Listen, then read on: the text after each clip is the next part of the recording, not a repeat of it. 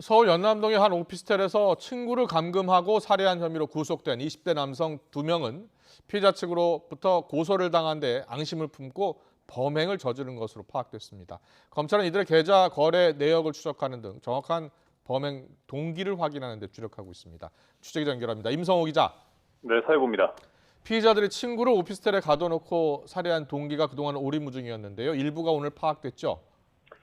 네, 그렇습니다. 오늘 오후에 서울경찰청에서 지금까지의 수사 상황을 정리해서 밝힌 건데요. 서울 연남동의 한 오피스텔에서 친구를 감금하고 살해한 혐의로 구속된 20살 A씨와 B씨는 피해자 측으로부터 상해죄로 고소당한 데 앙심을 품고 범행을 저지른 것으로 파악됐습니다. 이 사건을 이해하려면 지난해로 거슬러 가야 하는데요. 경찰 조사 결과 피의자 2명과 피해자는 지난해 6월 초부터 서울 각지를 옮겨 다니면서 동거한 것으로 파악됐습니다. 그 뒤 지난해 11월 우연히 피해자가 폭행당한 흔적을 발견한 경찰이 지방에 있는 아버지에게 피해자를 연락해 데리고 가게 했고, 이후 피해자 측은 피의자들을 상해죄로 고소했습니다. 갑작스레 수사를 받게 된 피의자들은 여기에 앙심을 품었고, 지난 3월 말 지방에 있던 피해자를 몰래 데리고 서울 연남동의 오피스텔로 향했습니다.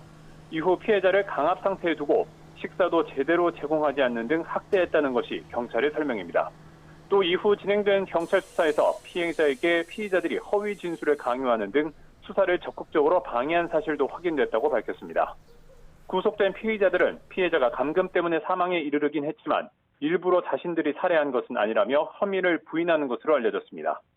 경찰은 일단 피의자들과 피해자 간의 채무 관계는 전혀 없는 것으로 확인했고, 피의자들이 피해자에게 일용직 노동을 강요한 사실은 확인했다고 밝혔습니다.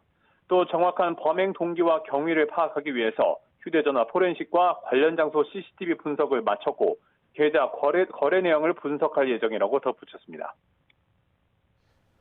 그런데 고소 사건을 처음 맡았던 서울 영등포경찰서가 지난달 말 검찰 불송치 결정을 내린 게 논란이 됐는데요. 이에 대해서 경찰이 감찰에 들어갔다고요?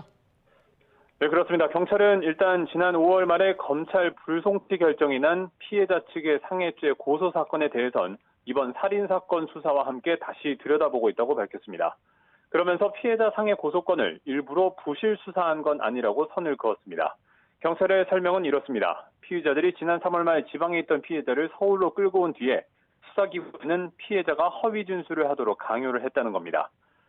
그 예로 4월에는 경찰이 피해자 대질 조사를 위해서 출석을 요구하자 피해자에게 지방에 있어서 참석하기 어렵다고 말하게 했고, 또 지난달에는 아이를 전화를 받지 못하게 하는 등 수사 방해를 한 정황이 드러났다고 설명했습니다.